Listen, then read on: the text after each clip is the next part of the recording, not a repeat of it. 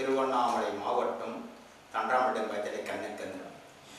கோடி பணம் இருந்தோ நெஞ்சிக்கு நிம்மீதில்லை, தாய்மடிலே எண்ணிக்கும் துன்பம் இல்லை. என் தாய் மனசு தங்கம், அது நாம் அளந்த முல்ல. என் தாய் மனசு தங்கம், அது நாம் அளந்த முல்ல. கோடி பணம் இருந்தோ நெஞ்சிக்கு நிம்மீதில்லை, என் தாய் மடிலே எண்ணிக்கும் துன்பம் இல்லை. என் தாய் மனசு தங்கம், அது நாம் அளந்த முல்ல. தாயாளதான் தொல்ல ஒரு காலத்திலும் இல்லை. சோறு போட தாயிருந்த பட்டினைய கிடந்ததில்லை. தாய் மூரத்தி காரணத்தை நான் கோவிலுக்கு போனதில்லை. தாயெழுச்ச வழிக்கிளையோ தானே அழுகிறனே. சோறு போட தாயிருந்த பட்டினைய கிடந்ததில்லை. தாய் மூரத்தி காரணத்தை நான் கோவிலுக்கு போனதில்லை. என் பேர், எங்களுடைய கிராமம் ஒரு சின்ன கிராமம். எங்கள் கிராமத்தில் 5ஆம் கிளாஸ் வரைக்கும் தான் பள்ளி. நான் 4th படிக்கிறேன், 4வது படிக்கிறேன். எங்கள் மாமன்ட்டு பையனும் நானும் ஒரு நண்பர். அவனுக்கும் சரியாக படிப்பு வராது, அவனை விட எனக்கும் சரியாக படிப்பு வராது.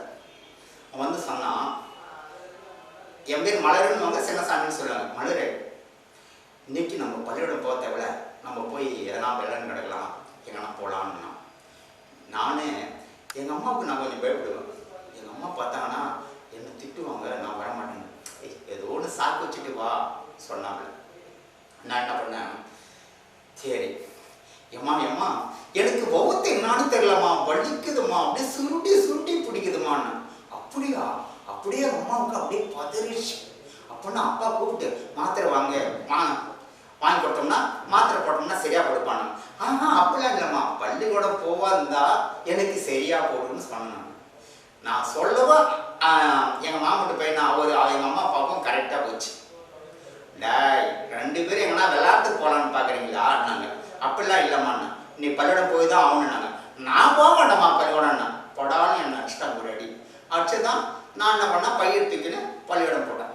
பள்ளிக்கூடம் போயினே இருக்கும்போது நோட்டு ஒன்று விட்டுட்டேன். நோட்டு எடுத்துன்னு வரத்துக்கு நான் வீட்டுக்கு வந்தேன். வீட்டுக்கு வந்ததான் எங்கள் அம்மா தேம்பி வைக்கிறாங்க. எதுக்கு அழிவுறாங்க அம்மா சொல்லிட்டு, எப்பா அம்மா எதுக்குப்பா அழிவுறாங்க, நீ என்ன அம்மாவை என்ன அடிச்சிட்டியாங்க. நான் எதுக்கிட்ட அடிக்கிறேன்னு எங்கள் அப்பா சொன்னார். எங்கள் அப்பாவும் எங்கள் அம்மா சண்டை போட்டு நான் ஒன்றும் பார்த்ததில்லை. நான் எதுக்கிட்ட அடிக்கிறேன், நான் அடிக்கலையே. போனேன், ஏம்மா எதுக்குமா நீ அழிவுற, நீ அழிவாத இருந்தால் தான் நான் பள்ளியோட போவேன், நீ அழிதுன்னா நான் பள்ளியோட போக மாட்டேம்மா, நீ எதுக்கு அழிவுறேன்னு. ஒன்றும் இல்லைடாங்க. இல்லை சொல்லுமா, என்னம்மா காரணம் என்ன. இல்லைடா உன்னை அடிச்சிட்டம் பத்தியா, அதால எனக்கு மனசு தாங்கலை, நான் அழிவுறேன்னு. ஒரு அடி அடிச்சதுக்கு என்னை அணைப்பட்டு ஒரு பெத்த தாய் அப்படியே தாரையா கண் கலங்குது. அதே போலதான் அனைவருக்கும் நம்முடைய தமிழ்நாட்டு மக்கள் 8 கோடி மக்களுக்கு உங்களுடைய பாதத்தை தொட்டு வணங்கி பணிவோடு கேட்கிறேன். ஆனால் பெத்த தாய் தந்தையாட்டம் அந்த உலகத்துல எந்த தெய்வமே இல்லை. உலகத்துல எந்த தெய்வமே இல்லை. எந்த போறமே பட மாட்டாங்க. அவங்களுக்கு சாப்பாடு கொடுக்கட்டா வரும்போது, பசங்களா நல்லா இருக்கணும், கண்ணுக்கு அழகா நல்லா வாங்கணும். இப்ப ஒரு படிக்க வச்சு ஒரு 2 பசங்க பிறகுது, ஒரு பொண்ணோ ஒரு பையனை பிறகுது. படிக்க வச்சு நல்லா படிச்சுட்டு வெளிநாடு போடுவாங்க. வெளிநாடு போய் ஒரு திருமணம் ஆகி குழந்தை குட்டி எல்லாம் சந்தோஷமா வாழ்வாங்க. காரு பங்களாலாம் அத்த வாசப்பொருள் அனுப்பி பெத்த தாய் தந்தைக்கு அனுப்புவாங்க, நான் இப்படி வாழறேன். ஆனா இவங்க எப்படி வாழ்கிறாங்கன்னு தெரியுமா, எப்படி சாப்பிட்றாங்கன்னு தெரியுமா, இல்ல ஒரு போனாவது கூட பண்ண மாட்டாங்க. ஒன்றும் இல்லைங்க, ஒரு அம்மாவுக்கு 2 பசங்க. 2 பசங்களா இருந்தா அவரு இறந்துட்டாரு, அந்த அம்மா ஒட்டுதாங்கிறாங்க. 2 பசங்களுக்கு மாடி வீடு. அவ அப்பா இருக்கும்போதே கட்டு விட்டாங்க. மாடி வீட்டில் வாடகை இருக்கிறாங்க. இந்த அம்மா போய் மக்கள்கிட்ட தான் சாப்பிட்டாங்க, பசங்கிட்ட தான் சாப்பிட்டாங்க. ஒரு நாள் அவங்க மருமகன் சொல்லிக்கிறாங்க, ஏங்க என்னங்க பிடிக்குது, எதனா ஒன்று பண்ணி ஏன்னா முதியோர் இல்லத்தில் விட்டுறலாமான்னு சொல்லிட்டு வீட்டுக்காரங்கிட்ட சொல்லவே இவங்க வந்தாங்க. ஏம்மா நீ வாடி வயசுன்னு சாப்பிட்றதும் சிந்தின்னு சாப்பிட்றதும் கொஞ்சம் அசிங்கமாக இருக்குது எங்கள் பசங்களுக்கு. உன்னை கொண்டுமே நான் முதியோர் இல்லத்தில் விடுறதான்னு சொல்லி கேட்குறாங்க. ஆனாம்பா இனிமேல் உங்கள் கொட்டை வாட்சி விட்டு கூட நான் வரமாட்டேன். முதியோர்கள்னா நான் அநியாதை பண்ணணுமா? எங்கள் வீட்டுக்காரை கட்டி வச்சிருந்த அந்த ஓலை குடிசையில் இருந்து நான் உயிர் உடுமனை வச்சு நான் முதியோர் இல்லத்துக்கும் போகல, உங்கள் வீட்டு கொரட்டு வாட்சிப்படி வரல. ஆனால் நகராட்சி ஆளுங்க வந்தாங்க. நகராட்சி ஆளுங்க வந்ததும் வீடு வீட செக்கப் பண்ணுவாங்க. செக்கப் பண்ணி வரும்போது இந்த அம்மா இருந்துக்கிறாங்க. ஏம்மா யாரும்மா வீட்டில் நிற்கிறாங்க? இந்த அம்மா கொஞ்சம் கண்ணு வேற கொஞ்சம் பார்வை கொஞ்சம் தெரியல வந்துங்குது. என்னம்மா வயசான நேரத்தில் இந்த ஓலை குடிசையில் இருக்கிறியே, உங்களுக்கு பசங்க எதையும் இல்லையான்னு கேட்டுக்கிறாங்க. இல்லையப்பா எனக்கு 2 பசங்க இருக்கிறாங்க. எங்க இருக்கிறாங்க? அதோ பாரு அந்த மஞ்சா மத்தை, அதில் ஒரு பையங்கிறான். அதோ பாரு அந்த சேப்பு மத்தை, அதில் ஒரு பசங்க இருக்காங்க.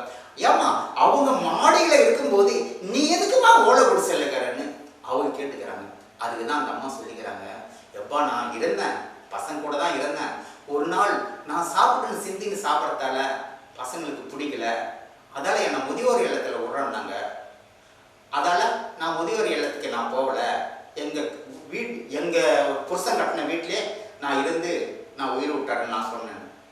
ஆனால் அந்த பெத்த தாய் ஒரு பசங்களை பெத்து எடுத்து ஆளாக்கி மாளிகையில் இருக்கிறாங்க. அவங்க ஓலை குடிசையில் இருக்கிறாங்களே, அவங்க எப்படிதான் படுக்கிறாங்க ஒரு பெத்த தாய் மனசு பாருங்க. ஆனால் பெத்த தாய்க்கும் தந்தைக்கும் சோறு போடாதவங்க எத்தனை ஜென்மத்திலையும் நம்ம புண்ணிப்பட முடியாது. அவங்கள கோயிலா நினைக்கணும். தாய் தந்தை தான் உலகத்திலே பெரிய கோயில். 2வது ஆசிரியர் சொல்லலாம். ஆசிரியர் நம்மளுடைய கல்வி கற்றுக் கொடுக்குற ஒரு தெய்வம் மாரி, அவங்களும் தெய்வம் தான். ஆனால் தமிழ்நாட்டு மக்களே, எங்களுடைய 8 கோடி மக்களுக்கும் உங்களுடைய பாதத்தை தொட்டு வணங்கி படுகோடு கேட்கிறேன். தாய் தந்தையை மட்டும் மறக்காத சாப்பாடு கொடுங்க. இல்லை போன்லாவது பேசுங்க. எப்படி கேற, எப்படிம்மா கேற, எப்படி பார்க்கற, இல்லை மாத்திரை போட்டியா, எப்படி கேறன்னு கேளுங்க. நன்றி, வணக்கம்.